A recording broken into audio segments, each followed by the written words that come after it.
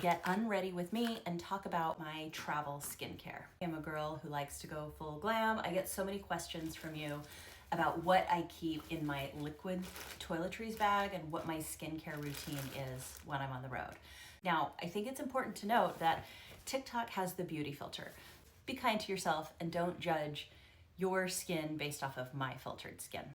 So first, I picked up these little Olay cleansing strips, and these are great because they're dry, right? So they're not adding anything to your liquids, and you really get a lot in this little container.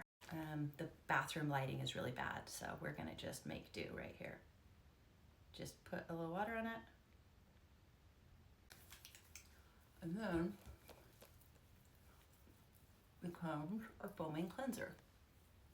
So when I'm at home, if I didn't wear a lot of makeup that day, I tend to just use a washcloth and water to wash my face, and my face loves to be exfoliated. I can exfoliate my face every day as long as I'm not using a chemical exfoliator.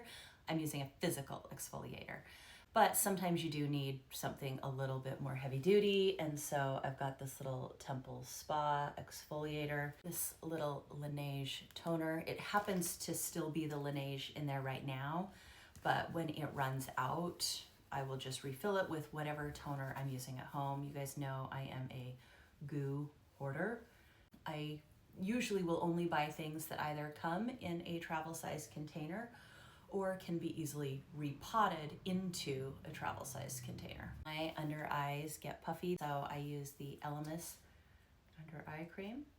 Heard that it's important to put your eye cream on first, because if you put something else on your face first and it's something that irritates your eyes, then when you put your eye cream on, that stuff is in your fingers and it's going to get in your eyes. And I have incredibly sensitive eyes. I have a condition called pterygium, which blonde hair, blue-eyed people who grew up swimming in dirty lakes, I guess, can get. It makes you grow these little tumors in your eyes. The Lumify eye drops, technically that's not skincare, but I use it as part of my skincare. I've talked about this little trick before that I learned from the models on the runway. A lot of us put our eye drops in like this, they get all over. Instead, you just tilt it, put it right there at the tear trough. Don't actually touch your eye with it, but get it right up and close. You can do it much easier and it doesn't drip. Today at City Pharma, I picked up the Kiehl's Midnight Recovery Concentrate in a travel size. This is holy grail, one of my favorite products in the world. I think it's so good. I think it's so relaxing. It feels like a spa every time you use it.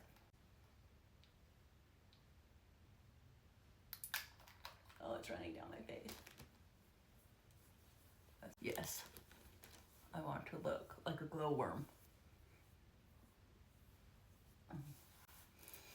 Remember, face, neck, and neck, and your hands. So this little Quench rejuvenating mask, my skin just gets dry.